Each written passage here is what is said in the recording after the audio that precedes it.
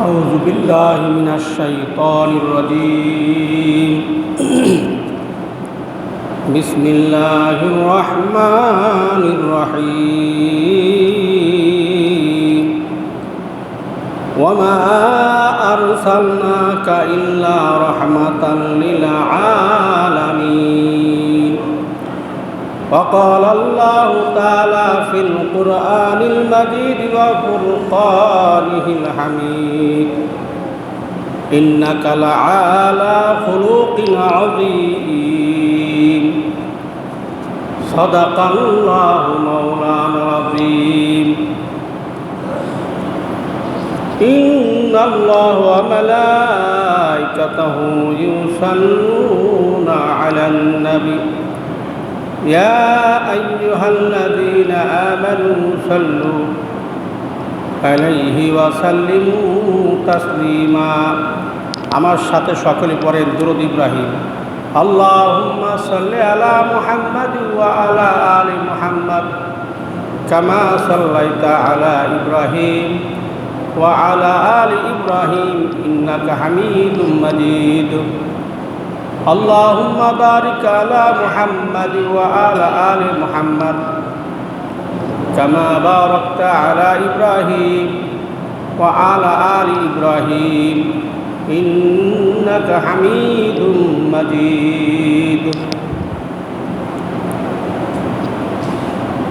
رسول আমার ভালোবাসা রসুল আমার আলো আশা রসুল আমার প্রেম বিরহের মূল আলোচনা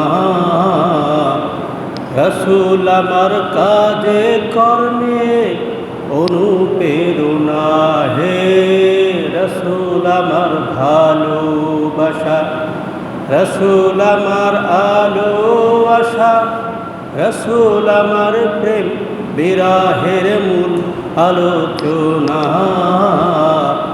রসুল আমার কাজে কর্মে অনুপ্রেরণা আলহামদুলিল্লাহ আল্লাহ পাকের অশেষ মেহেরবানি রব্বুল আলামিন ইজ্জত আমাদেরকে আজকে অত্র মসজিদ কর্তৃক আয়োজিত সিরাত মাহফিল এর সম্মানিত সভাপতি বিশেষ অতিথিবৃন্দ আমার সামনে উপবিষ্ট দিনদার পরহেজগার মর্দে মুজাহিদ ভাইরা পর্দার অন্তরালের মা ও বোনেরা সকলকে সালাম দিচ্ছি আসসালামু আলাইকুম ওয়া রাহমাতুল্লাহি ওয়া বারাকাতুহু In the name of Allah, the beneficent, the merciful, all praise belongs to Allah. সকল প্রশংসা সেই রবের যিনি আমাদেরকে দুনিয়ায় অনেক কাজ ব্যতী রেখে সুন্দর একটা প্রোগ্রামে সিরাতুন নবী সাল্লাল্লাহু আলাইহি ওয়াসাল্লামের মাহফিলে বসার তৌফিক ইনায়েত করলে আমরা খুশি না বেজার? সকলে খুশি তো ইনশাআল্লাহ। তা খুশি হলে আল্লাহ পাকের শুকরিয়া আদায় করি, সকলে বলি আলহামদুলিল্লাহ। প্রিয় মুসলিম ভাইরা, আমি আপনাদের সামনে ছোট্ট একটু আয়াতে কারিমা তেলাওয়াত করেছি।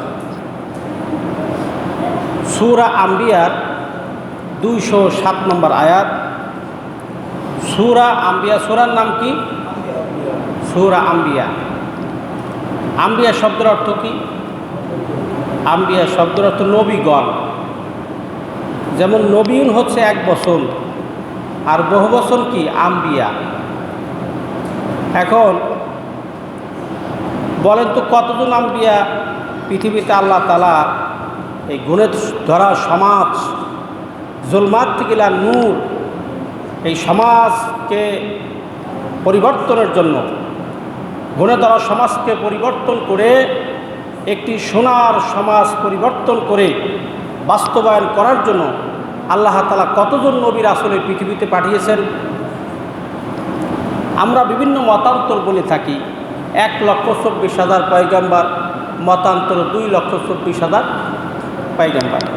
কিন্তু আমি মাওলানা আশরাফ আলী থানভী রহমতুল্লাহ আলাই উনি ওনার কিতাবে 25 জন নবীর জীবনীর নাম উল্লেখ করেছেন, যেই নবীর নাম কোরআনে কারিমের মধ্যে আছে। অর্থাৎ হযরত আদম আলাইহিস সালাতু আসসালাম থেকে শুরু করে মুহাম্মদ রাসূলুল্লাহ সাল্লাল্লাহু আলাইহি ওয়াসাল্লাম পর্যন্ত এই 25 জন নবীর জীবনী উনি উল্লেখ করেছেন ওনার এই বইতে। তো সেখানে আমাদের যে নবী, বিশ্বনবী মুহাম্মদ রাসূলুল্লাহ সাল্লাল্লাহু আলাইহি ওয়াসাল্লাম এর সিরাত সম্পর্কে আলোচনা কি এত স্বল্প সময় সম্ভব? আমরা প্রথমে ধরে নেই, আজকে কিন্তু এই ছোট ছোট বাচ্চারা আছে না, বা সমাজে যারা এই ছেলেমেয়েরা যারা পড়াশোনা করে, স্টুডেন্ট যারা, শিক্ষার্থীদের জিজ্ঞেস করবেন যে বর্তমান বাংলাদেশে ভালো ক্রিকেটার কে, ভালো ব্যাটিং করতে পারে কে, ভালো বোলিং করতে পারে কে, এইগুলো কিন্তু সকলেই জানে না। এবং আন্তর্জাতিক মানের ভালো ব্যাটিং এবং ভালো বোলার সবই কিন্তু জানে ওরা। কিন্তু দুঃখজনক বিষয় হলো, সত্য মুসলমানের সন্তানেদের জিজ্ঞেস করেন আমাদের নবী মুহাম্মদ সাল্লাল্লাহু আলাইহি ওয়াসাল্লাম কত সালে পৃথিবীতে এসেছিলেন। তো সেই প্রশ্ন করলে দেখবেন শিক্ষার্থীরা অনেকেই হয়তো ভালো মতো বিষয়টা জানে না। সংক্ষিপ্ত পরিসরে যদি বলি, নবী মুহাম্মদ সাল্লাল্লাহু আলাইহি ওয়াসাল্লাম 570 খ্রিস্টাব্দে রবিউল আওয়াল 12 তারিখ এই পৃথিবীতে এসেছিলেন, এবং উনি 632 খ্রিস্টাব্দে এই রবিউল আওয়াল মাসের প্রথম দিকে এই পৃথিবী থেকে তিনি ইহদাম ত্যাগ করেন। আমরা জানতে চাই নবী মুহাম্মদ সাল্লাল্লাহু আলাইহি ওয়াসাল্লামের পিতার নাম কি? আব্দুল্লাহ। মায়ের নাম আমিনা। রাসূলের দাদার নাম আব্দুল মুত্তালিব। রাসূল পাক সাল্লাল্লাহু আলাইহি ওয়াসাল্লাম কিতাবের মধ্যে এসেছে, কোনো কিতাবে উল্লেখ করেছেন রাসূলের নিজের মায়ের দুধ অনলি ফর 3 দিন তিনি পান করেছিলেন। কোনো কিতাব একটু বেশিও আছে। তো আরব দেশের প্রথা অনুযায়ী উনি দুধ মা হযরতে হালিমাতুস সাদিয়া এর দুধ পান করে 6টি বছর অতিবাহিত করেছেন। কান সুবহানাল্লাহ। বিশ্বনবী মুহাম্মদ সাল্লাল্লাহু আলাইহি ওয়াসাল্লাম ইনসাফের নবী, রহমতের নবী। আমি যে আয়াতে কারিমা আপনাদের সামনে তেলাওয়াত করেছি, সেই আয়াতের মধ্যে রাসূলকে সার্টিফিকেট দেওয়া হয়েছে, ওয়ামা আরসালনাকা ইল্লা রাহমাতাল লিল আলামিন। এই নবী শুধুমাত্র মানব জাতির জন্য না, বিশ্ব ব্রহ্মাণ্ড আলামিন, এই বিশ্বজগতের সকলের জন্য আল্লাহ পাক রাসূলকে রহমত হিসেবে পাঠিয়েছিলেন। বলেন সুবহানাল্লাহ। ঐতিহাসিকগণ হালিমাতুস সাদিয়ার কাছে জিজ্ঞাসা করেছেন, আচ্ছা তুমি তো রাসূলকে দুগ্ধ পান করাইছিলে, রাসূল সম্পর্কে তুমি কিছু বলো। হযরত হালিমাতুস সাদিয়া বলেছেন যে আমি প্রথম আমার লাইফের প্রথম যখন মুহাম্মদ সাল্লাল্লাহু আলাইহি ওয়াসাল্লামকে কোলে নিয়েছি, শিশু মুহাম্মদ সাল্লাল্লাহু আলাইহি ওয়াসাল্লামকে আমি যখন কোলে নিলাম, তখন আমি এই বাম পাশের দুধটা তাকে দেবার জন্য চেষ্টা করেছি। কেন? আমার ডান পাশের দুধটা একটু ডিস্টার্ব ছিল, একটু দুধ আসতো কম। তো মুহাম্মদ সাল্লাল্লাহু আলাইহি ওয়াসাল্লামকে আমি বারবার করে চেষ্টা করেছি আমার বামের দুধটা তাকে খাওয়ানোর জন্য। তো যতবার চেষ্টা করেছি ততবার আমি ব্যর্থ হয়েছি, যতবার চেষ্টা করেছি ততবারই ব্যর্থ হয়েছি। তা হঠাৎ করে মুখ ঘুরিয়ে উনি দেখলাম মুখটা ডান পাশের যে দুধ তিনি মুখে নিলেন। আমি লক্ষ্য করলাম মুখে নেবার পরে আমার ডান পাশের দুধ, যেটা দুধ ছিল না, শুকানো দুধ, সেটা দুধে ভরপুর হয়ে গেছে, টইটুম্বর হয়ে গেছে। কান সুবহানাল্লাহ। রাসূল পাক সাল্লাল্লাহু আলাইহি ওয়াসাল্লাম সেই হালিমার দুধ পান করলেন, এবং হালিমাতুস সাদিয়া বলেন রাসূল এত ইনসাফের নবী ছিলেন যে তার যা একটা দুধ ভাই ছিল, সেই দুধ ভাই একটা দুধ তিনি পান করবেন, এই ইনসাফ চিন্তা করেই তিনি ডান পাশের দুধটা পান করেছেন। এবং মুহাম্মদ সাল্লাল্লাহু আলাইহি ওয়াসাল্লাম যখন পৃথিবীতে আসলেন, রাসূলের বৈপ্লবিক জীবন এই বইতে পড়বেন আপনারা। তো রাসূল যখন এই পৃথিবীতে আসলেন, আরবি ব্যাকরণের কায়দায় মুহাম্মদ সাল্লাল্লাহু আলাইহি ওয়াসাল্লাম, মুহাম্মাদুন শব্দের অর্থ কী? আমরা ইসমে ফাইল, ইসমে মাফউলের সিগা পড়েছি, যারা আলেমরা আছেন তারা বুঝবেন। যেই জিনিসটাকে সবাই ভালো বলে, যেই জিনিসটাকে সবাই অ্যাপ্রিসিয়েট করে, যেই জিনিসটাকে সকলে প্রশংসা করে, তাকে বলা হয় মুহাম্মদ সাল্লাল্লাহু আলাইহি ওয়াসাল্লাম। তো রাসূল যখন পৃথিবীতে আসলেন, আব্দুল মুত্তালিব যখন উনি ঘরের বাইরে ছিলেন, কিছু মহিলারা আব্দুল মুত্তালিবরে বলল, মুত্তালিব তোমার তো কপাল খুলে গিয়েছে, যেই সন্তান এই পৃথিবীতে নাই তোমার সন্তান, সেই সন্তানের ঘরে একটি সন্তান এই পৃথিবীতে এসেছে, একটা শিশু, যেই শিশুটা আমরা জন্মের পরে এমন সুন্দর শিশু আর কখনো দেখি নাই। একটু সিস্টেম ভিন্ন ছিল। আমরা যখন এই পৃথিবীতে এসেছি, কোনো নার্স বা দাইমা আমাদের এই নারের সাথে, নাভির সাথে একটা তার বা একটা রগের, একটা ভেইনের সংযোগ ছিল, সেটা কেউ কেটে দিয়েছে। বিশ্বনবী মুহাম্মদ রাসূলুল্লাহ সাল্লাল্লাহু আলাইহি ওয়াসাল্লামের ইজ্জত এত বেশি, আল্লাহ তাআলা কুদরতিভাবেই তার এই ভেইন কাটার ব্যবস্থা মায়ের গর্ভ থেকে করেছিলেন। সুবহানাল্লাহ বলেন। পৃথিবীর কোনো নার্স, পৃথিবীর কোনো দাইমা বিশ্বনবী মুহাম্মদ সাল্লাল্লাহু আলাইহি ওয়াসাল্লামের এই ভেইন, এই নাভির যে নার, এটা কাটার সুযোগ পাই নাই। আল্লাহ তাআলা কুদরতিভাবেই এটার ব্যবস্থা করেছিলেন। রাসূল সাল্লাল্লাহু আলাইহি ওয়াসাল্লাম যখন পৃথিবীতে আসলেন, আমাদের বৈশিষ্ট্য হলো আমরা কান্না করে দিই। বাচ্চা যখন কান্না করে, ডাক্তার বলে এই বাচ্চা সুস্থ আছে, কারণ সে কান্না করে দিয়েছে। কিন্তু নবী মুহাম্মদ সাল্লাল্লাহু আলাইহি ওয়াসাল্লাম যখন পৃথিবীতে এসেছেন, তিনি বলেছেন আহাদ আহাদ আল্লাহু আহাদ, তাওহীদের ঘোষণা। পৃথিবী আসার পরেই তিনি তাওহীদের ঘোষণা দিয়েছেন। বলেন সুবহানাল্লাহ। এই তাওহীদের ঘোষণা, আল্লাহ ছাড়া কেউ আছে?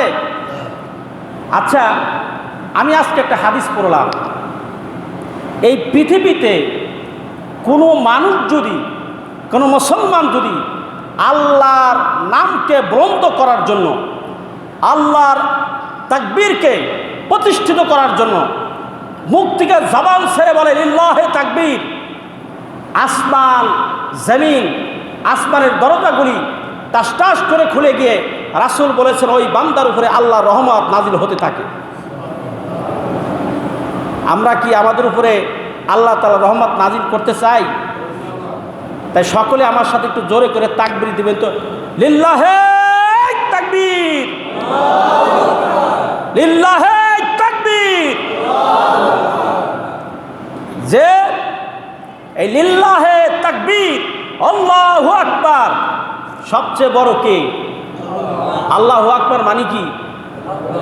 আল্লাহ বড়, আল্লাহ মহান। আল্লাহ ছাড়া পৃথিবীতে বড় কেউ আছে? এই পৃথিবীতে ফিরাউন, নমরুদ, হামান তথা বর্তমান বাংলাদেশের প্রেক্ষাপটে আল্লাহর শক্তির উপর দিয়ে কোনো ক্ষমতা আছে? ভাইয়ের আমার, আছে? আল্লাহ নিমিষের মধ্যে একজনের হিরো ক্ষমতাকে জিরো করতে পারে কিনা বলেন? কি আপনাদের বিশ্বাস হয় না? বিশ্বাস হচ্ছে না? সকল বাহিনী হাতে থাকার পরেও, সেনাবাহিনী, বিমান বাহিনী, স্থলবাহিনী, নৌবাহিনী, নিজস্ব দল, নিজস্ব মতের লোক, সকল ক্ষমতা তৈরি হওয়ার পরেও আল্লাহর সিদ্ধান্ত হওয়ার কারণে দেশ ত্যাগ করা লাগে কিনা বলেন? আল্লাহর ক্ষমতা বিশ্বাস হয় না?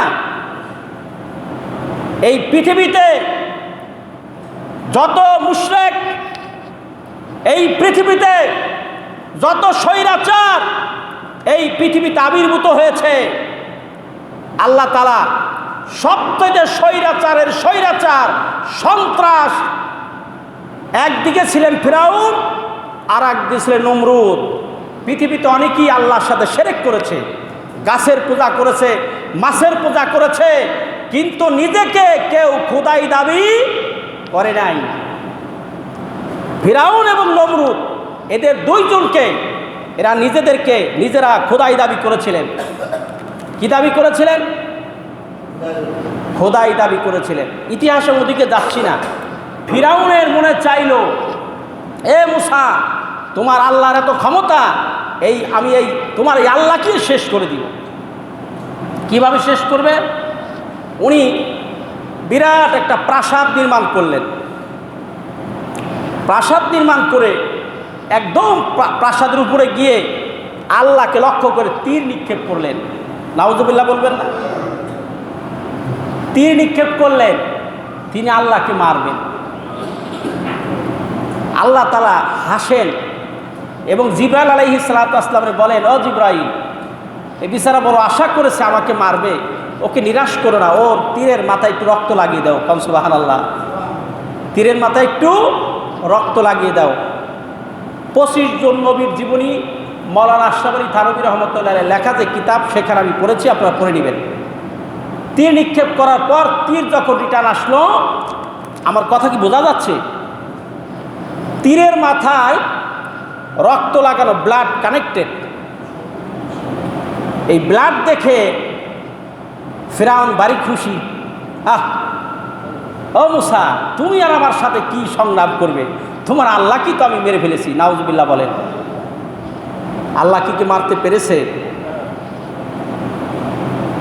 সর্বশেষে যখন আল্লাহর জমিনে আল্লাহকে বুলন্দ করার জন্যে, আল্লাহকে তার ঘোষণা করার জন্যে, আল্লাহু আকবার তাওহীদ ইস্টাবলিশ করার জন্যে যারা কাজ করে, মুসা আলাইহিস সালাতু ওয়াস সালাম 60 লক্ষ বাহিনী ফিরাউনের যখন মুসাকে ধাওয়া করেছেন, লোহিত সাগরের পারে যায় মুসা বলতেছে, আল্লাহ এখন আমি কি করব? আল্লাহ তাআলা বলেন, মুসা তোমার কোনো চিন্তা নাই, তোমাকে আমি একটি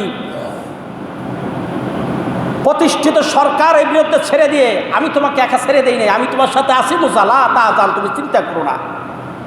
বলে, আল্লাহ কি করব? হাতের লাঠি ছেড়ে দাও। আল্লাহ তাআলা সাগরের ভিতর রাস্তা বানায় দিলেন। কল সুবহানাল্লাহ। রাস্তা দিয়ে মুসা যখন অতিক্রম করলেন, তখন ফিরাউন চিন্তা করলো, বাহ, চমৎকার রাস্তা, এই রাস্তা দিয়ে পার হয়ে আমি মুসারে ধরব। ফিরাউন যখন 60 লক্ষ সৈন্য নিয়ে সাগরের ভিতর অতিক্রম করেছেন, মাঝখানে যাওয়ার পরে আল্লাহ পাক বললেন, জিবরাইল, আর এইবার কিন্তু এই সন্ত্রাসীর ছাড় দেয়া যায় না। আল্লাহ ছেড়ে দেন কিন্তু ছাড় দেন না। জিবরাইল আলাইহিস সালাম বললেন, আল্লাহ পাক কি করবো? বলে, যে সাগরকে মিশিয়ে দাও। সাগরের পানি মিশিয়ে দিয়ে ফিরাউন পানি খালি খাচ্ছে, পুটকা মাছের মতো পেটটা বড় হয়ে গেছে। এই পরে যখন জীবন যায় অবস্থা, ফিরাউন কেবল পড়তে গেছেন আমানতু বিরব্বি মুসা, করার সাথে সাথে গালের ভিতরে এক মুষ্ট বালি অথবা কাদা মুখটা ভরে গিয়েছে। আমানতু বিরব্বি মুসা বলার সুযোগ আর পাই নাই। আল্লাহ যখন কারো সিদ্ধান্ত নেয়, তখন আর তওবা করার সুযোগ আল্লাহ পাক তাকে দেয় না। এই ফিরাউন এত বড় সন্ত্রাস, ক্ষমতার মালিক, জীবনে একটা হাসিও দেয় নাই।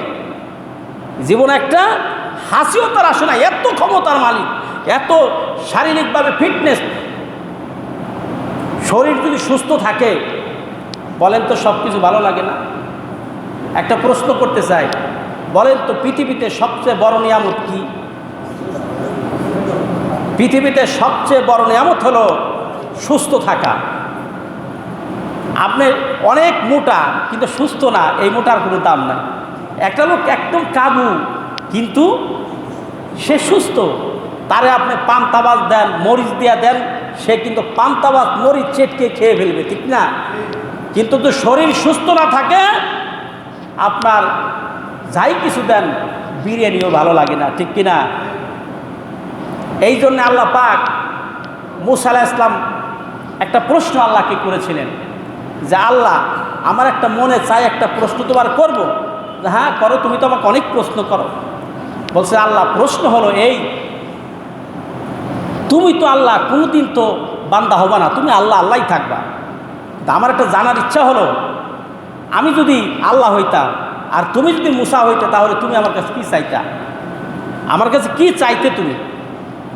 আল্লাহ পাক হেসে দিয়া বলেন, মুসা এটা কি আর কখনো সম্ভব? বলে, আল্লাহ আমি জানি সম্ভব না, একটু জানার ইচ্ছা, আমার মনটা আকাঙ্ক্ষা যে তুমি যদি মুসা হইতে আর আমি আল্লাহ হইতাম, কি চাইতা? আল্লাহ পাক বলেন, মুসা এটা কখনো সম্ভব না, যেহেতু তোমার জানার ইচ্ছা, তাহলে আমি বলি, আমি যদি তোমার জায়গায় মুসা হইতাম আর তুমি যদি আল্লাহ হইতে, তাহলে আমি বলতাম যে হে আল্লাহ, তুমি আমাকে শারীরিকভাবে সুস্থতা দান করো। সুবহানাল্লাহ। শারীরিকভাবে ফিটনেস, সুস্থতা এটা দান করো। মানুষের পৃথিবীতে সবচেয়ে বড় নিয়ামত হলো শরীরটা যদি সুস্থ থাকে, খাবার দাবার যে কোনো কাজকর্ম করে তার ভালো লাগে, ঠিক না বে ঠিক? আমার প্রিয় ভাইরা, আসুন আমি যে বিষয় আলোচনা করতে চাচ্ছিলাম, এই দিকে এই ফিরআউন, আল্লাহ তাআলা তাকে কতভাবে লাঞ্ছিত করেছেন। লাঞ্ছিত মানে আমি যে গল্প বললাম, এটা কি গল্প না কোরআনে আছে? বাস্তবতা হয়েছিল না? আল্লাহ তাআলা বললেন, ফিরআউন আমি তোর মৃত্যু দিব, কিন্তু তোর শরীরটাকে হেফাজত করব। কারণ কিয়ামত পর্যন্ত মহাসত্যের অস্বীকারী যারা, তারা ফিরআউন তোকে দেখে তারা হেদায়েত লাভ করবে এবং তারা দ্বীনের পথে আসবে। এই জন্য আমি তোকে মৃত্যু দিব না। ডক্টর মরিস বুকাইলি এই ফিরআউনের লাশের উপর একটা স্টাডি করেছিলেন। মিশরের পিরামিডে ফিরআউনের লাশ আজও আছে। স্টাডি করে দেখলেন যে যত লাশ এই পৃথিবীতে আসে, 4 বছরের বেশি মেডিসিন না দিলে ওই লাশ পচন ধরে। এটার নাম হলো প্রিজারভেটিভ। প্রিজারভেটিভ লাশের গায়ে দিতে হয়, কিন্তু ফিরআউনের লাশ উনি স্টাডি করে দেখলেন এই লাশে যদি কিয়ামত পর্যন্ত প্রিজারভেটিভ মেডিসিন না দেওয়া হয়, এই লাশ সামান্যতম পচন ধরার সম্ভাবনা নাই। ডক্টর মরিস বুকাইলি বললেন, এটা কিভাবে সম্ভব? তিনি ক্রিয়েট করলেন, সৃষ্টি করলেন, এটা অল মাইটি অফ আল্লাহ, আল্লাহর ক্ষমতা, এটা পৃথিবীর কোনো ক্ষমতা হতে পারে না। তিনি চিন্তা করলেন, তাহলে আমি আর অমুসলিম থেকে করবোটা কি? তিনি বললেন, আশহাদু আল্লা ইলাহা ইল্লাল্লাহু ওয়া আশহাদু আন্না মুহাম্মাদান আবদুহু ওয়া রাসূলুহু। সুবহানাল্লাহ। কালিমা পড়ে ডক্টর মরিস বুকাইলি মুসলমান হয়ে গেলেন। আমার প্রিয় ভাইরা, কেউ যদি কোরআন নিয়ে গবেষণা করে, কেউ যদি ইসলাম নিয়ে গবেষণা করে, কেউ যদি আল্লাহকে নিয়ে গবেষণা করে, তাহলে সর্বশেষে এতে রিজাল্ট সে মুসলমান না হয়ে পারবে না। সে সর্বশেষে পড়বে লা ইলাহা ইল্লাল্লাহু মুহাম্মাদুর রাসূলুল্লাহ। কি ভাইরা, 1971 সনে অনেকেই কিন্তু কালিমা পড়েছিলেন না বুঝা, ঠিক কি না? কালিমা বুঝা পড়ে নাই। পাকিস্তানি এক বিরাট আর্মি, ওরা তো অনেক জোয়ান। একজনে জিজ্ঞেস করছে, তুম মুসলিম হ্যাঁ? হাম মুসলিম হ্যাঁ। কালিমা বাতাও। লা ইলাহা ইল্লা আনতা সুবহানাকা ইন্নী কুনতু মিনাজ জালিমিন। আর্মি অফিসারকে এটা মুসিবত কা দোয়া হয়? কয় স্যার আমি তো মুসিবতই পড়ছি। এত বড় একজন জোয়ান মানুষ যদি জিজ্ঞেস করে তুম নাম ক্যা হ্যায়, ও বলছে লা ইলাহা ইল্লা আনতা সুবহানাকা ইন্নী কুনতু মিনাজ জালিমিন। কালিমা বাতাইতে বলছে, মুসিবতের কালিমা পড়ছে। এটা তো মুসিবত কা দোয়া হয়। কয় স্যার আমি তো মুসিবতই পড়ছি। অত বড় জোয়ান মানুষ আর বাঙালি ছোট, দেখেই ভয় পেয়ে মুসিবতের দোয়া পড়েছেন। এখন ওই সময় অনেক হিন্দুরাও লা ইলাহা ইল্লাল্লাহু মুহাম্মাদুর রাসূলুল্লাহ মুখস্থ করেছিলেন। তাই বলে কি তার জীবন ইতিহাস পরিবর্তন হয়ে গেছে? কালিমা পড়তে হবে বুঝে শুনে, জীবন পরিবর্তনের জন্য। সুবহানাল্লাহ বলবেন না ভাইরা? আসুন আমি যে পয়েন্টে আলোচনা করতেছিলাম, তো এইভাবে করে নমরুদকেও আল্লাহ শিক্ষা দিয়েছেন পৃথিবীতে। তারে করছেন জুতা পিটা, ঠিক না ঠিক? আপনারা ইতিহাস জানেন না? নমরুদকে জুতা পিটা করেছেন এই পৃথিবীতে, চরমভাবে অপমানিত করেছেন। নমরুদকে এই পৃথিবীতে বিদায় নিয়ে গেছে। আমি যে বিষয়টা টপিক্সের উপর আলোচনা করতেছিলাম সেদিকে আসি। নবী মুহাম্মদ সাল্লাল্লাহু আলাইহি ওয়াসাল্লাম এই পৃথিবীতে এসেছিলেন এই ঘুণে ধরা সমাজকে পরিবর্তন করার জন্যে। একটা মেসেজ আপনাদের দেই। রাসূল সাল্লাল্লাহু আলাইহি ওয়াসাল্লাম যখন মক্কা থেকে মদিনায় গেলেন, তিনি খেয়াল করলেন যে পৃথিবীর আদম আলাইহিস সালাতু ওয়াস সালাম থেকে শুরু করে এই পর্যন্ত যত মানুষ এই পৃথিবীতে এসেছে, আর যত নবী এসেছে সকলেই আল্লাহর জমিনে আল্লাহর দ্বীন কায়েমের প্রচেষ্টা করেছেন, আল্লাহর বিধান কায়েম করার চেষ্টা করেছেন, কিন্তু কেউ সফলতা অর্জন করতে পারে নাই। কেউ আংশিক, কেউ তার চেয়ে একটু বেশি, কিন্তু কমপ্লিটলি ইসলাম কায়েম করতে পারে না। তো রাসূল পাক সাল্লাল্লাহু আলাইহি ওয়াসাল্লাম আল্লাহর কাছে দোয়া করলেন, আল্লাহুম্মা জাআলনি সুলতানান নাসিরা, রব্বুল আলামিন তুমি আমাকে দাওয়াতের পাশাপাশি রাষ্ট্রীয় ক্ষমতা দান করো। সুবহানাল্লাহ বলবেন না? রাষ্ট্রীয় ক্ষমতা দান করো, কারণ আমার আগের ভাইয়েরা যারা দ্বীনের দায়িত্ব পালন করেছেন, কালিমার দাওয়াত দিয়েছেন, রাষ্ট্রীয় ক্ষমতায় ছিল ইসলামী বিরোধী শক্তি।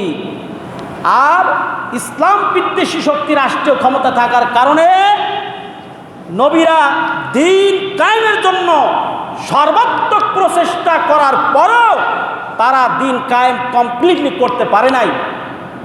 এই জন্য আল্লাহ তোমার কাছে আমি রাষ্ট্রীয় ক্ষমতা চাই।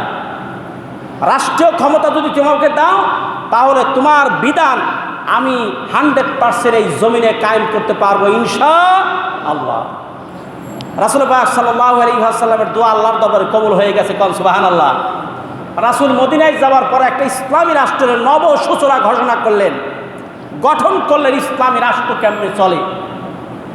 রাসূল পাক সাল্লাল্লাহু আলাইহি ওয়াসাল্লাম তিনি এই ইসলাম প্রতিষ্ঠা যখন করলেন, এর সাথে যারা একত্রতা ঘোষণা করলো তারা মাসুম বেগুনাহ, তারা আল্লাহওয়ালা মানুষ, ঠিক না? তার মধ্যে 1 নম্বর হতো আবু বকর। রাসূলের দাওয়াত অংশগ্রহণ করে দ্বীনের পক্ষে কাজ করেছেন মন প্রাণ দিয়ে। রাসূল সাল্লাল্লাহু আলাইহি ওয়াসাল্লাম যখন তিনি মদিনা, এরপরে তিনি 25 বছর যখন তার বয়স হলো, এই 25 বছরে রাসূল পাক সাল্লাল্লাহু আলাইহি ওয়াসাল্লাম একটা বিবাহ করলেন, কোন সুবহানাল্লাহ। যাকে বিবাহ করেছিলেন তার নাম কি? হযরতে খাদিজাতুল কুবরা রাদিয়াল্লাহু তাআলা আনহা। ওনাকে বিবাহ করলেন। ওনার আমল, ওনার বিনয়তা, ওনার ভদ্রতা, ওনার স্বামী ভক্তি আল্লাহ পাকের দরবারে এত বেশি ইন্টারেস্টেড আল্লাহ বোধ করেছিলেন। রাসূল যখন গারে হিরায় ইবাদত বন্দেগী করতেন, মাঝে মধ্যে তিনি বিভিন্ন খাবার এবং রাসূলকে সহযোগিতা করার জন্য, দ্বীন কায়েমের পক্ষে, দ্বীনের প্রচারের সহযোগিতা করার জন্য রাসূলের কাছে যেতেন। একদিন হযরতে খাদিজা রাদিয়াল্লাহু তাআলা আনহা রাসূলের কাছে গেলেন। জিবরাইল আলাইহিস সালাতু ওয়াস সালাম বললেন, ইয়া রাসূলুল্লাহ, ইয়া হাবিবাল্লাহ, আমি এখন উঠি। আপনার স্ত্রী হযরতে খাদিজা রাদিয়াল্লাহু তাআলা আনহা আসছেন, ওনাকে একটা সৌভাগ্যের, ওনাকে একটা গুড মেসেজ আপনি পৌঁছে দিবেন। বলছে, মেসেজটা কি? ইয়া রাসূলুল্লাহ, আল্লাহ রাব্বুল আলামিন খাদিজার আমলের কারণে, ভক্তির কারণে, ইসলামের ভালো ব্যবহারের কারণে আল্লাহ রাব্বুল আলামিন খাদিজাকে সালাম বলে দিয়েছেন, কোন সুবহানাল্লাহ। খাদিজা কোন আসলেন? বিশ্বনবী মুহাম্মদ রাসূলুল্লাহ সাল্লাল্লাহু আলাইহি ওয়াসাল্লাম খাদিজাকে বললেন, খাদিজা তোমার কপাল খুলে গিয়েছে, আল্লাহ রাব্বুল আলামিন তোমাকে সালাম বলে দিয়েছেন। খাদিজা তো অবাক হয়ে গেছে, কি বলেন ইয়া রাসূলুল্লাহ, আল্লাহ আমাকে সালাম দিয়েছেন? তাহলে আমি তো জানি না এই সালামের জবাব কেমনি দিতে হয়। ইয়া রাসূল, এই সালামের জবাব আমার পক্ষ থেকে আপনি আল্লাহকে দিয়ে দেন, সুবহানাল্লাহ।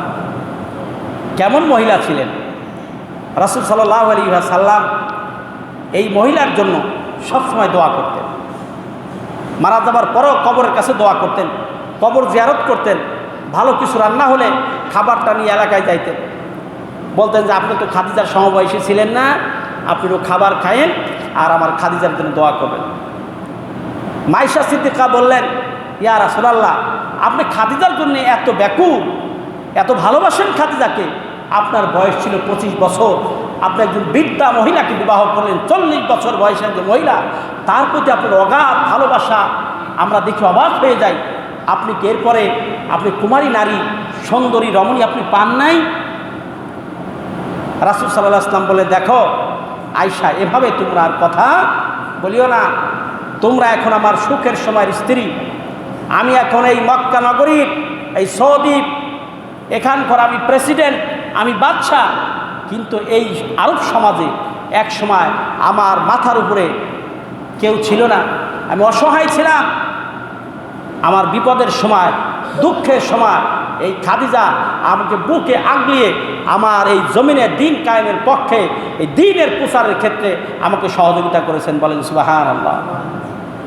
রাসূল সাল্লাল্লাহু আলাইহি ওয়াসাল্লাম যখন 40 বছর ওনার উপরে কোরআন নাজিল হলো, উনি নবুয়াতি সার্টিফিকেট পেয়ে গেলেন। রাসূল পূর্বের থেকেই নবী, কিন্তু 40 বছর বয়সে তিনি কোরআন তার উপর নাজিল হলো, তিনি নবুয়াত পেলেন। পাওয়ার পর এতদিন যারা রাসূলকে আলামিন বলতো, এতদিন যারা রাসূলকে খুব ভালোবাসতো, তারা রাসূলের শত্রুতে পরিণত হয়ে গেল। ঠিক না ঠিক? রাসূলের শত্রুতে পরিণত হয়ে গেল। বাংলাদেশের প্রেক্ষাপটেও যদি আসল পরিচয় কেউ জানে, তাহলে তার শত্রুরার অভাব নাই, শত্রুরার অভাব নাই। রাসূলের শত্রু হয়ে গেল, চতুর্মুখী শত্রু। কিন্তু সেই সময় যারা এই কালিমার মেসেজ পড়ে, তারা কিন্তু বুঝে সুঝে কালিমা পড়ে মুসলমান হয়েছেন। তারা না বুঝে মুসলমান হন নাই, কারণ তাদের ভাষা ছিল কি? আরবি। কারণ আবু জাহেল জানেন, আমি মুহাম্মদ সাল্লাল্লাহু আলাইহি ওয়াসাল্লামের কালিমা পড়া মানি হলো আমার সকল ক্ষমতা ধূলিসাৎ করে দিয়ে রাসূলকে লিডার মানতে হবে, রাসূলের কথা মতো আমাকে চলতে হবে। আমার এই যে সাম্রাজ্য, আমার যে পার্সোনালিটি, আমার যে সোশ্যালিটি, আমার যে সামাজিক একটা দাপট ক্ষমতা, এই চেয়ার আমার কাছে আর থাকবে না, আমি তো রাসূলের সাহাবী হয়ে যাব। এই জন্য বুঝে শুনে তিনি আল্লাহকে গোপনে ডাকলেও কালিমা পড়ে মুসলমান হন নাই।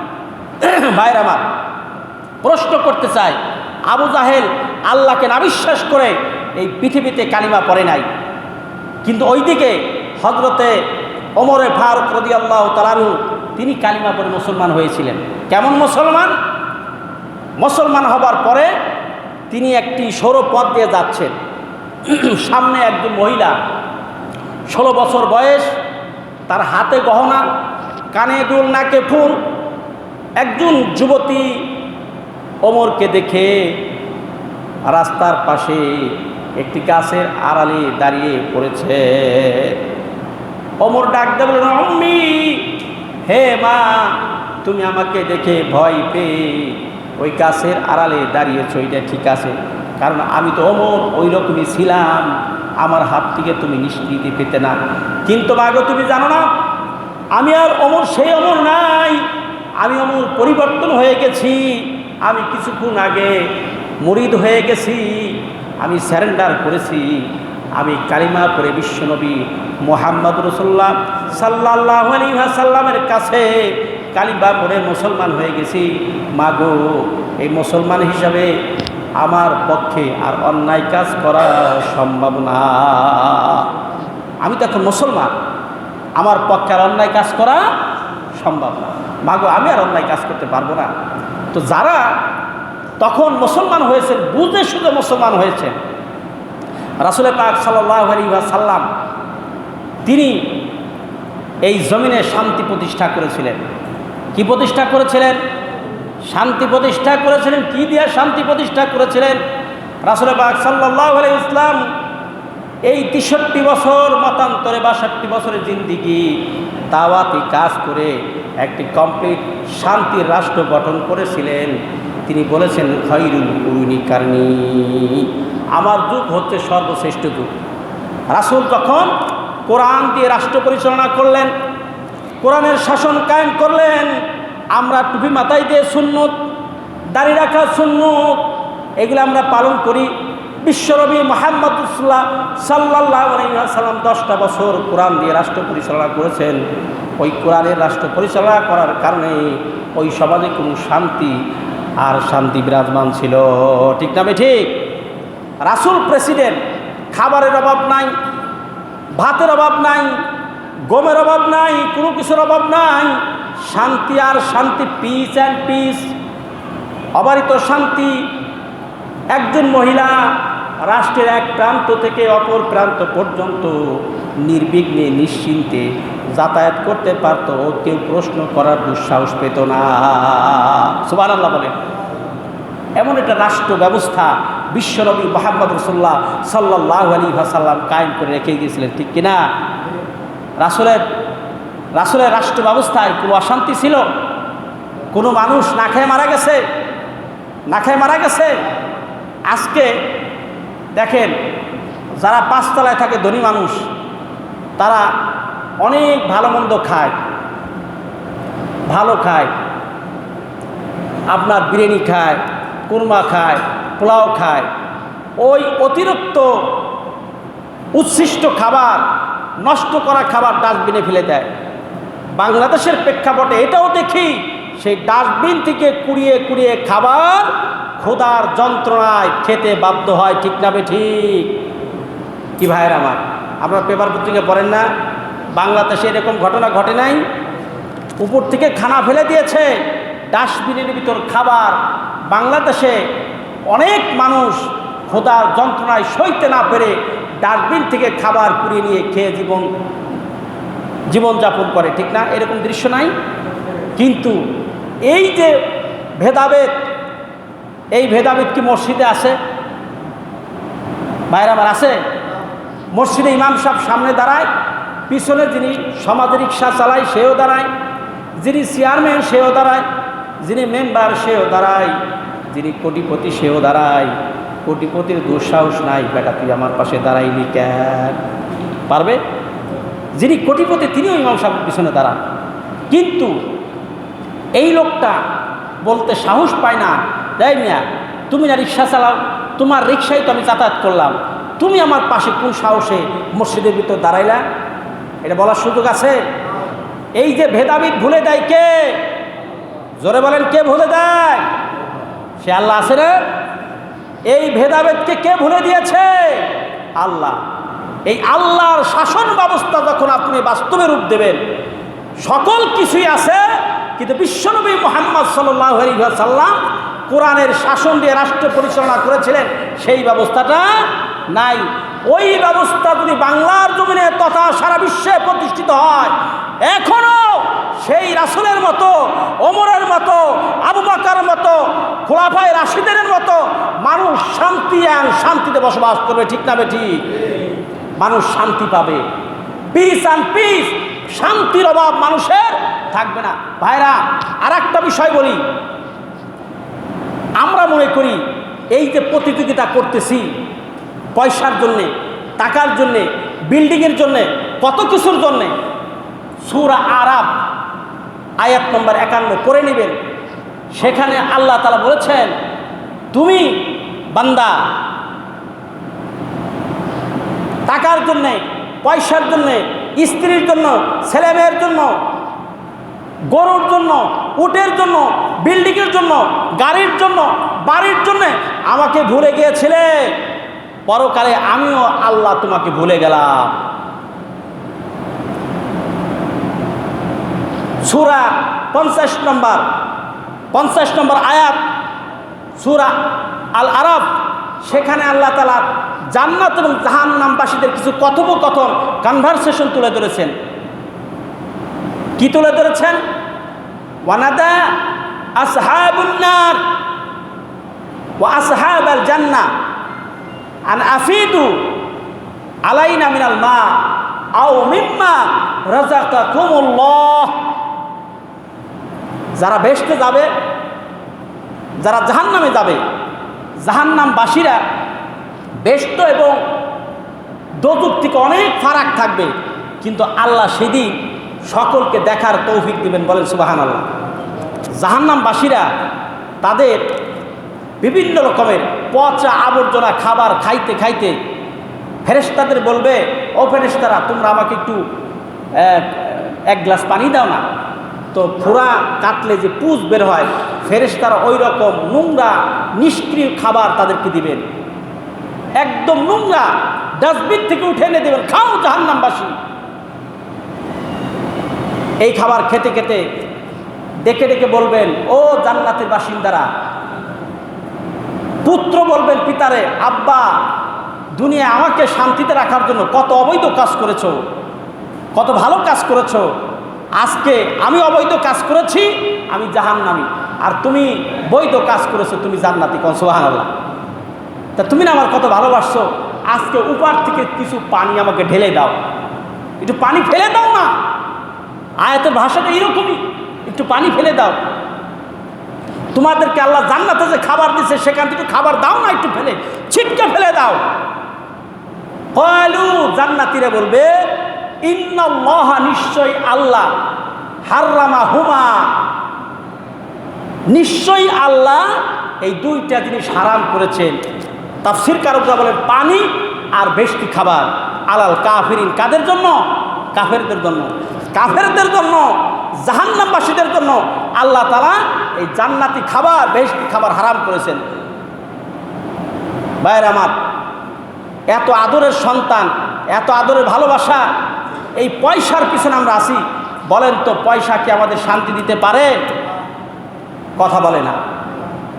পয়সা শান্তি দিতে পারে? আপনাদের বলি, আমি জানার জন্যে, বোঝার জন্যে বলি, বাংলাদেশের প্রেক্ষাপটে সালমান এফ রহমান, উনি গরিব মানুষ না ধনী মানুষ? কথা বলে না। উনি গরিব না ধনী? বাংলাদেশের 1 নম্বর ধনী। টাকা আছে, ক্ষমতা আছে, পয়সা আছে, বেক্সিমকো ফার্মাসিউটিক্যাল আছে, টাকা পয়সার অর্থ কোনো কিছু অভাব আছে? তারপরে এই পয়সা তাকে কি শান্তি দিতে পেরেছে? জোরে বলেন, শান্তি দিতে পেরেছে? দাপট আছে, পয়সা আছে, সকল পয়সা থাকার পরও নিজের ঈমানকে বিলিয়ে দিয়েছে চোরের মতো। এই আল্লাহ রসুলের সুন্নতকে তিনি বলি দিয়েছেন, ঠিক না বেঠিক? কিন্তু বাংলাদেশের প্রেক্ষাপটে অনেক আলেম আছে, অনেক বিপদের সম্মুখীন হয়েছে, মাথার থেকে টুপিটাও খুলে নাই, দাড়ি তো পরের কথা, ঠিক না বেঠিক? ঈমান যদি ভিতরে থাকে, যত বিপদে আসুক না কেন, সে আল্লাহ রসুলের সুন্নতকে বলি দিতে পারে না। কারণ মৃত্যু আজ হোক কাল হোক আপনার আসবেই, মৃত্যুকে আপনি ঠেকাতে পারবেন না, ঠিক না বেঠিক? মৃত্যুকে ঠেকাইতে পারবেন? পারবেন না। আমার প্রিয় ভাইরা, এই জন্য রাসূল পাক সাল্লাল্লাহু আলাইহি ওয়াসাল্লাম বলেছেন, এই পৃথিবী থেকে তিনি যখন বিদায় হয়েছেন, কারি কারি টাকা পয়সা রেখে যান নাই। টাকা পয়সা রেখে গিয়েছেন? কোনো টাকা পয়সা রেখে যান নাই। রাসূলের ব্যাংক ব্যালেন্স ছিল না, সুপার সেট ছিল না। কিন্তু রাসূলের স্ত্রীদের কাছে সাংবাদিকদের জিজ্ঞেস করেছেন, আপনারা কেমন ছিলেন রাসূলের ঘরে? রাসূলের স্ত্রীরা দীপ্ত কণ্ঠে ঘোষণা করেছেন, আমাদের ঘরে সুপা নেই, রাসূলের ব্যাংক ব্যালেন্স নেই, রাষ্ট্রীয় প্রেসিডেন্ট হওয়ার পরেও লক্ষ লক্ষ কোটি কোটি টাকা নেই, কিন্তু আমাদের ঘরে যেটা আছে টাকাওয়ালার ঘরে সেইটা নাই, ঠিক না বেঠিক? আমাদের ঘরে আছে পিস অ্যান্ড পিচ, শান্তি এবং শান্তি। আমরা অবাধ শান্তিতে, আল্লাহর রহমতে আলহামদুলিল্লাহ আমরা খুব সুখের সাথে রাসূলের ঘর সংসার করেছি, ঠিক না বেঠিক? একটা স্ত্রীও কোনোদিন জীবদ্দশায় মৃত্যুর পরও আল্লাহ রসুলের কোন স্ত্রী আল্লাহ রসুলের নামে কমপ্লেন করে নাই, ঠিক না বেঠিক? আমার ভাইরা, আজকে আমাদের যারা স্ত্রী, সারা জীবন আপনি ভাত দেয় কাপড় দেয় পালতেছেন, কিন্তু আপনার বন্ধু যদি একটা গলার চেন দেয়, তাহলে সারা জীবন যে আপনি দিলেন সেটা ভুলে গিয়ে বলবে, তুমি আমার জীবনে কি দিয়েছো? দিয়েছো না কি? দেখছো কতদিন পরে আমার একটা চেন দিল তোমার বন্ধু, তুমি তো আমার জীবনে কিছু দিলে না। রাসূলের স্ত্রীর এইরকম ছিল? জোরে বলেন। রাসূলের স্ত্রীর কাছে জিজ্ঞাসা করা হয়েছে, আপনারা রাসূলের ঘরে কেমন ছিলেন? দীপ্ত কণ্ঠে বলেছেন, আমরা শান্তি অ্যান্ড শান্তি, পিচ অ্যান্ড পিচ। আমার রহমতের সংসার, কোনো অসুবিধা ছিল না। আমাদের সুপা নাই, ব্যাংক ব্যালেন্স নাই, টাকা নাই, কিন্তু আমাদের রসুলের সংসারে শান্তি বিরাজমান আছে। কোন সুবহানাল্লাহ। আমার ভাইরা, আজকেও যদি আপনার শরীরে, আপনার সমাজে, আপনার রাষ্ট্রে আপনি যদি রাসূলের সুন্নতকে বাস্তবায়ন করতে পারেন, আপনার সংসার সোনার সংসারে পরিণত করে দিবেন কে? আল্লাহ। আপনি রাসূলের সুন্নত গায়ে লাগান, রাসূলের বাস্তব জীবনকে সংসারে কাজে লাগান, আপনার বউ, আপনার ছেলে মেয়ে, আপনার সংসার সুখের সংসারে পরিণত কে করে দিবে? আল্লাহ। এই যে রাসূলের আদর্শকে আমরা আজকে আলোচনার বিষয় সিরাতুন নবী সাল্লাল্লাহু আলাইহি ওয়াসাল্লাম, রাসূলের সিরাত, এটা আপনি আমি এইটা যদি নিজের আমল করতে পারি শান্তির আর অভাব থাকবে না। কেমন রহমতের নবী, রাসূল হাঁটছেন, দেখলেন একটা উট দাঁড়িয়ে আছে, উটের চোখ দিয়ে পানি ফেলে দিলেন। রাসূল বুঝতে পারলেন আরে এই উটের মালিক উটের খুব যত্ন নেয় না। আল্লাহ রসুল বলেন এই উটটা কার? মালিককে ডাকা হলো, বলছে তুমি কি উটের মালিক? বলছে হুজুর হ্যাঁ। বলছে উট কেঁদে কেঁদে দিয়ে আমার কাছে কমপ্লেন করলো তুমি তার ঠিক মতো যত্ন নেও নাই, ভালোবাসা দাও নাই, তার খাবার দাও নাই, পানি দাও নাই, খানা দাও নাই। উটের চেহারা দেখেই বোঝা যায় এক্সরে মেশিন দিয়ে আর এক্সরে করা লাগে না, হাড্ডিগুলো বের হয়ে গেছে। কিয়ামতের ময়দানে এই উট যদি তোমার বিরুদ্ধে কমপ্লেন করে তোমাকে জাহান্নাম ছাড়ার গতি থাকবে না।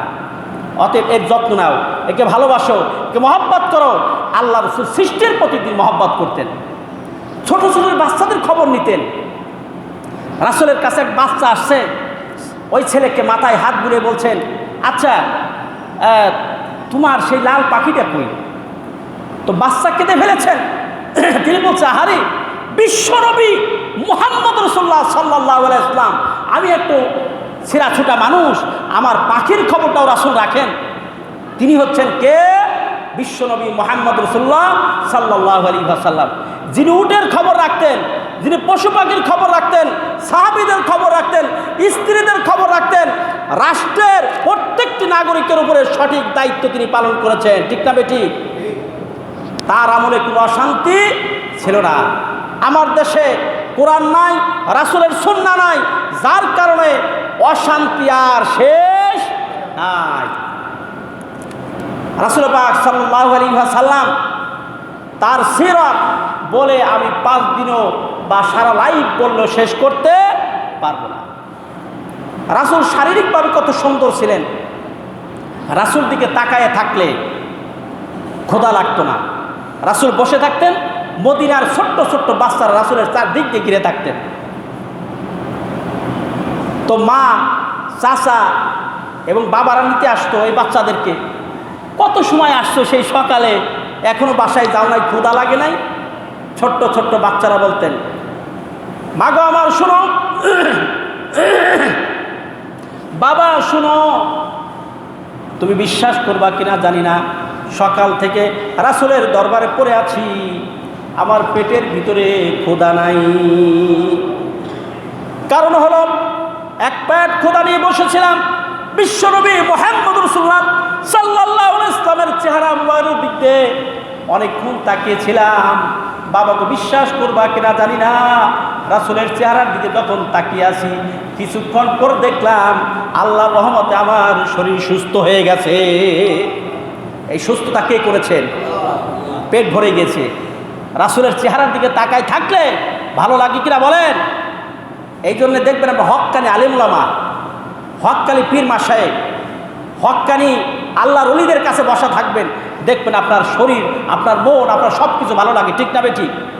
আপনি বাস্তব উদাহরণ দিয়ে দেন, আপনি ইমাম সাহেবের কাছে বসা থাকবেন, আপনার মুখ থেকে কোনো বাজে কথা আসবে না। ঠিক না বেঠিক? বিনা কারণেই মানুষ বকাবকি করে, বিনা কারণেই মানুষ খারাপ কথা বলে, কিন্তু মানুষ জানে না যে এই যে আমি কথা বলতেছি এটা ভিডিও হচ্ছে, মানুষের দ্বারা দিনে সম্ভব হয়। আল্লাহ পাক কি পারবেন না বান্দার এই কথা ভিডিও করে রাখার জন্য? কি ভাইরা, পারবে কিনা? তা মানুষের দ্বারা যদি সম্ভব হয়, আজকের ওয়াজ যদি আপনি কালকে শুনতে পারেন, পরশু শুনতে পারেন, তাহলে এই মানুষ যদি সম্ভব পারে, আমার আল্লাহ পাক কি আপনার কথা, আপনার সকল কিছু 60, 65, 70, 80 বছরের জিন্দিগি আল্লাহ কি ভিডিও করে রাখতে পারবেন না? সেদিন কিয়ামতের ময়দানে আল্লাহ দেখাবেন বান্দা তুমি এই কাজ করেছিলে। সেই দিন বান্দারা লজ্জা আর দেখাইতে, মুখ দেখাইতে পারবে না। এইরকম বাজে সাউন্ড, বাজে শব্দ, বাজে কাজ আমি করেছি, এখন আল্লাহর সামনে কেমনে মুখ দেখাবো? আমার ভাইরা, সর্বশেষ একটি আমলের কথা বলবো।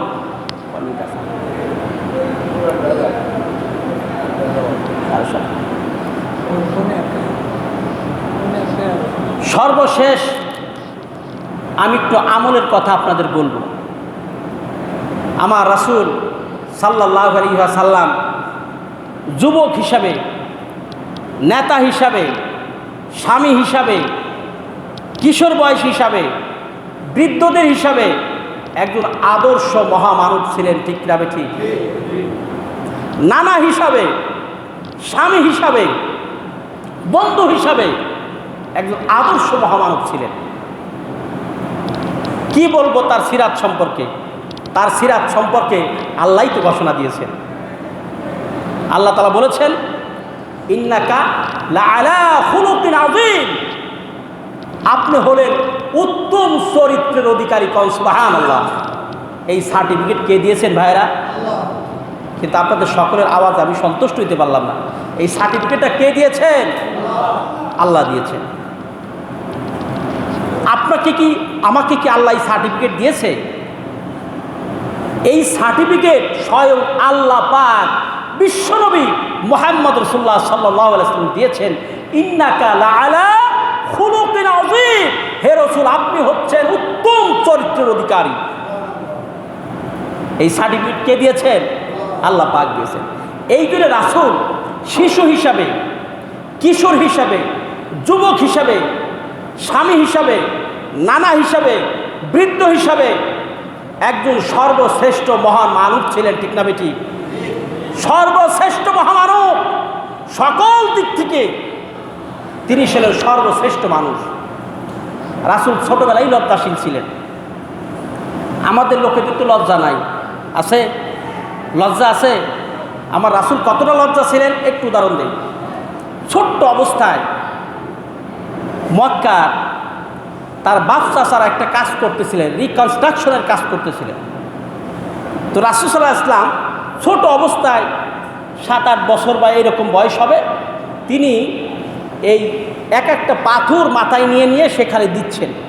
চাচাদের সাথে বাপ তো নাই, চাচাদের সাথে নিজের লোকদের সাথে কাজে অংশগ্রহণ করছেন। রাসূলের এক চাচা, তিনি চিন্তা করে ছোট মানুষ পাথর মাথায় করে নিতেছে, যদি একটা আঘাত পায়। ওনার পরনে ছিল একটা সাউবান লুঙ্গি, টানটা খুলে ফেলে লুঙ্গিটা মাথায় বিড়ে বাড়াই দিছে। তাই না আমাদের সমাজের লোকেরা? ছোট বাচ্চারা কাজ করলে, এই তোর মাথায় কিন্তু আঘাত লাগবে, তুই একটা গামছা দিয়ে একটা বিড়ে বানায় মাথায় দিয়ে। তো চাচা কি করছেন? লুঙ্গির টানটা খুলে ফেলে এর বিড়ে বানায় আল্লাহ রাসূলের মাথায় দিয়েছেন। তো যখন এই লুঙ্গিতে টান দিয়েছেন, রাসূল পাক সাল্লাল্লাহু আলাইহি ওয়াসাল্লাম চিন্তা করলেন, লুঙ্গি যদি খুলে যায় আর লোকেরা যদি আমার সতর দেখে ফেলে, এর চাইতে লজ্জা, এর চাইতে শরম আর পৃথিবীতে আছে? আগাম শরমের কথা চিন্তা করে আল্লাহ রাসূল বেহুশ হয়ে গেছেন। সুবহানাল্লাহ। তো উনি হুঁশ ফিরে বলতেছে, হাতু সাউবা, হাতু সাউবা, আমাকে কাপড় দাও, কাপড় দাও। লোকেরা মনে করলেন সর্বনাশ, কি করে ফেলেছি, ওনার কাপড় খুলে ফেলেছি। তাই তো যখন রাসূলকে কাপড় পরিয়ে দিলেন, রাসূল সুস্থতা অনুভব করলেন। বলেন সুবহানাল্লাহ। শরম এবং লজ্জার দিক থেকে শ্রেষ্ঠ চরিত্রের অধিকারী কার এমনি হয়েছে, আল্লাহ পাক তাকে শ্রেষ্ঠত্ব চরিত্রের অধিকারী দিয়েছেন। আমাদের দেশের লোকেরা ক্যারেক্টার সার্টিফিকেট দেয়, তাই না? ক্যারেক্টার সার্টিফিকেট মানে কি? চারিত্রিক সনদ। ঘুষ খায়, সুদ খায়, নারীবাজি করে, সকল অপকর্ম করার পরেও ক্যারেক্টার সার্টিফিকেট দেয়, লোকটা ভালো, আমার জানা মতে রাষ্ট্রবিরোধী কোনো কাজের সাথে জড়িত নাই, এরপরে সার্টিফিকেট দেয় না? কিন্তু সার্টিফিকেট চরিত্র চাও কিন্তু তার ভিতরে নাই। ঘুষ, সুদ, জেনা, ব্যভিচার, সকল অপরাধের অপরাধী যখন সার্টিফিকেট দেয়, তার ক্যারেক্টার সার্টিফিকেট, আপনারা পড়েছেন ক্যারেক্টার সার্টিফিকেট, সেইখানে লেখা থাকে অমুক গ্রামের অমুক নিবাসী আমার ওয়ার্ডে বসবাস করেন, তিনি রাষ্ট্রবিরোধী কোনো কর্মকাণ্ডের সাথে জড়িত না, সার্টিফিকেট দিয়ে দিলেন। যিনি সার্টিফিকেট দেন তিনিও আবার ওই চরিত্রেরই লোক, ঠিক না বেঠিক? কে বেজার হইতেছেন আমার কথায়? যিনি এই সার্টিফিকেট দিলেন তিনিও আবার কি ওই চরিত্রের অধিকারী, তারও গ্লাস খাওয়ার অভ্যাস আছে, কিন্তু আল্লাহর নবীর চরিত্র সার্টিফিকেট কে দিয়েছেন? আল্লাহ পাক নিজেই দিয়েছেন। কি বলেছেন?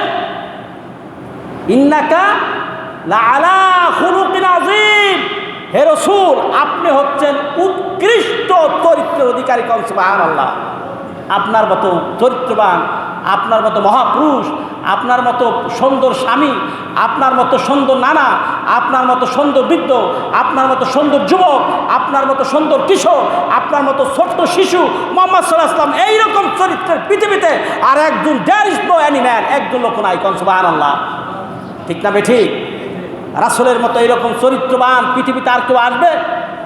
কিন্তু এই মানুষকে সার্টিফিকেট কে দিয়েছেন? আল্লাহ পাক দিয়েছেন।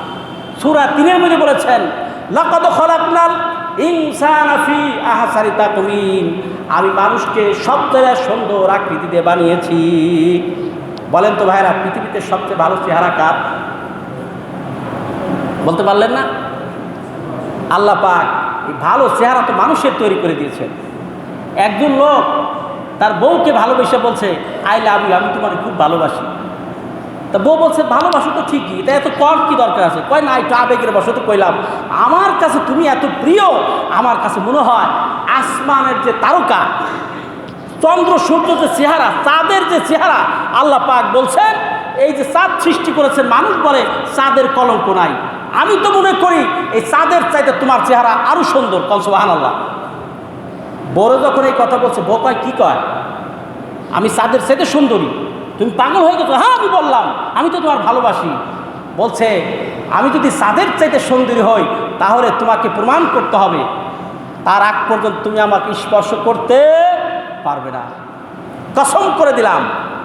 লোকটাকে ভারী বিভক্ত, বলে ভালোবাসি, এত কিছু কইলাম, এখন কি করি? উনি দৌড়াইতেছেন।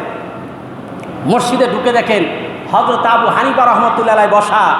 বলছেন, হুজুর, ইমাম সাহেব, আমি তো একটা বিপদে পড়ে গেছি। বলছে, কি বিপদ? আমি বউকে ভালোবেসে বলেছিলাম আমার বউ চাঁদের চাইতে সুন্দরী, এখন আমার বউ তো আমাকে কসম দিয়ে বলেছে, কি করি হুজুর? কয়, তুমি এত চিন্তা করছো কেন? ওই যে কোরআন শরীফ আনো, সূরা 3 খোলো, কোরআন শরীফ সূরা 3 পড়ো। লোকটা বললেন, ওয়াত-তিনি ওয়াজ-যাইতুন ওয়া তুরি সিনিনা ওয়া হাযাল বালাদিল আমিন লাকাদ খলাকনাল ইনসানা ফি আহসানি তাকওয়িম। আল্লাহ পাক বলেছেন, পৃথিবীতে আমি যা কিছু তৈরি করেছি 18,000 মাখলুকাতের মধ্যে মানুষের মতো এত সুন্দর আকৃতি, সুন্দর অবয়ব কাউকে তৈরি করি নাই। এই পৃথিবীতে সবচেয়ে ভালো চেহারা মানুষকে দিয়েছি। সুবহানাল্লাহ বলবেন না? ও ভাইরা আমার, এত সুন্দর চেহারা দিয়া আল্লাহকে সিজদা দিবেন না, তাই করবেনটা কি? সিজদা দিতে হবে কাকে? আল্লাহকে। আজকে থেকে 4টা কাজ করা যাবে। এটা আমলের কথা বলি। রাসূল পাক সাল্লাল্লাহু আলাইহি ওয়াসাল্লাম একটা হাদিসে বলেছেন যে তোমরা তো জান্নাতে যাবা, তবে কাজ 4টা কাজ যে লোকটা করবে তার জান্নাতে যাওয়ার পথটা সুগম হয়ে যাবে। সুবহানাল্লাহ। 1 নম্বর কাজ হলো, তুমি যখন কথা বলবা মানুষের সাথে হাসি মুখে কথা বলে। বলেন সুবহানাল্লাহ। কিভাবে কথা বলতে হবে? হাসি মুখে। মনটা নরম করো, দিলটা নরম করো, তুমি ভদ্রতা বজায় রাখো, তুমি ভদ্র হও, তুমি বিনয়ী হও। এই বিনয় তার সার্টিফিকেট কে দিয়েছেন? আল্লাহ দিয়েছেন। সূরা মুমিন তেলাওয়াত করো। সূরা মুমিনের মধ্যে রয়েছে, কদ আফলাহাল মুমিনুন আল্লাযীনা হুম ফি সালাতিহিম খাশিউন। ওই তো বিনয় অর্জন করেছে যে নামাজের ভিতরে বিনয় হয়, নামাজের ভিতরে ভদ্র থাকে, শরীফ থাকে, অত্যন্ত বিনয়ের সাথে আমার আল্লাহকে সিজদা দেয়। এই বিনয়টা, ভালোবাসা, এটাকে আমরা করতে পারবো? কথা বলার সময় মানুষকে হেসে কথা বলতে পারবো না? আমার রাসূল বলেছেন, তোমরা যখন কথা বলবে মানুষের সাথে বিনয়ের সাথে, ভদ্রতার সাথে, নরমভাবে মানুষের সাথে কথা বলো। সুবহানাল্লাহ। নাম্বার 1 আমলের কথা বলছি। 2 নম্বর হলো, রাসূল বলেছেন পৃথিবীতে ওই লোকটা সর্বোত্তম যে মানুষকে দেখার সাথে সাথে বলে আসসালামু আলাইকুম ওয়া রাহমাতুল্লাহ। কি বলবেন ভাইরা? আসসালামু আলাইকুম ওয়া রাহমাতুল্লাহ, সালাম বিনিময় করবেন। দেখবেন ওই লোকটা আপনাকে মহব্বত করতে শুরু করে দিবে। ঠিক কিনা? ওই লোকটা যদি আপনাকে পছন্দ না করে, আপনাকে ভালো না বাসে, আপনি বারবার সালাম দেন, আসসালামু আলাইকুম ওয়া রাহমাতুল্লাহ, কেমন আছেন? আসসালামু আলাইকুম, আসসালামু আলাইকুম, সালাম দেন। দেখবেন কিছুদিন পরে ওই লোকটা আপনার ভক্ত হয়ে যাবে। ঠিক না বেঠিক? 3 নম্বর হলো দুনিয়ায় যাদের মা বাবা আছে, মা বাবার সাথে সুন্দর আচরণ করতে হবে। কারণ পৃথিবীতে বান্দা যখন আল্লাহর কাছে দোয়া করে, মা যখন সন্তানের জন্য দোয়া করে, এই দোয়া কবুল হইতে আল্লাহর দরবারে কোনো পর্দা থাকে না। কি থাকে না?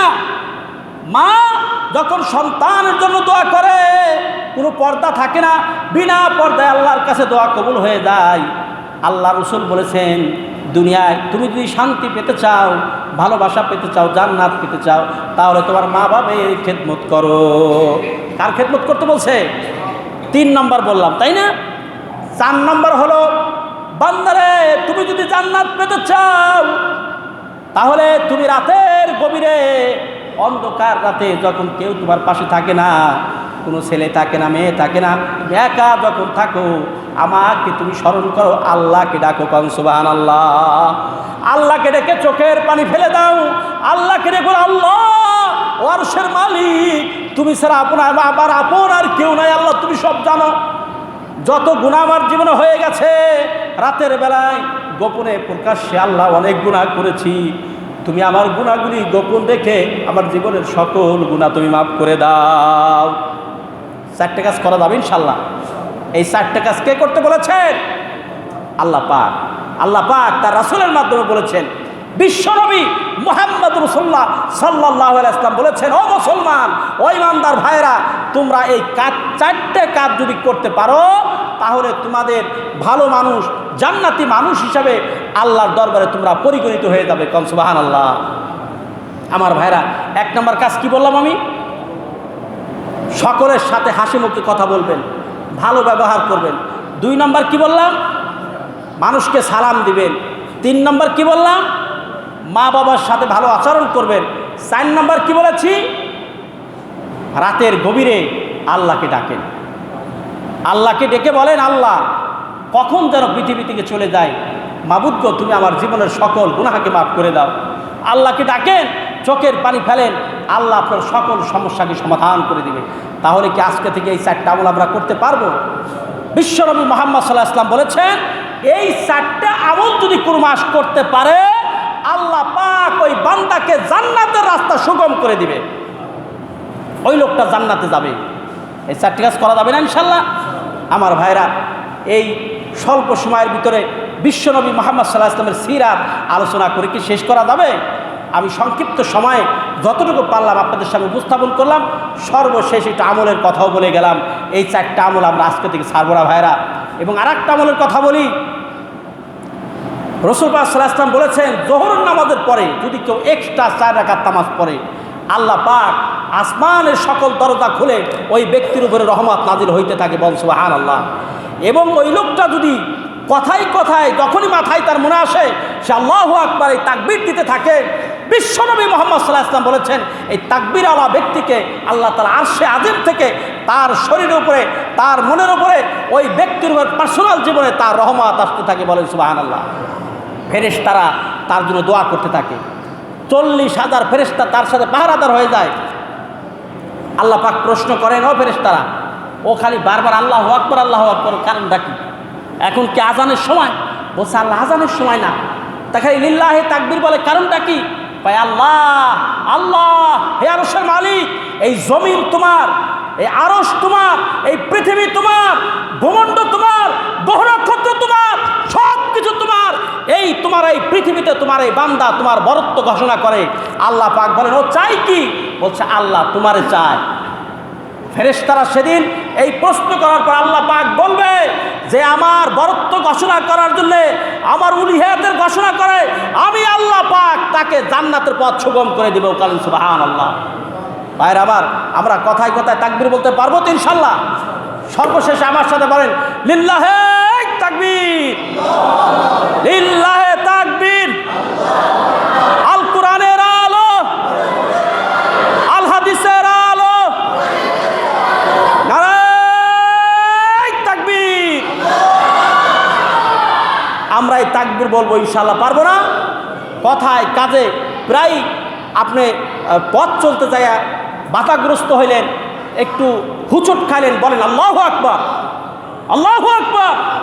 আপনার এই শরীরের ভিতরে শক্তি স্থাপন হয়ে যাবে।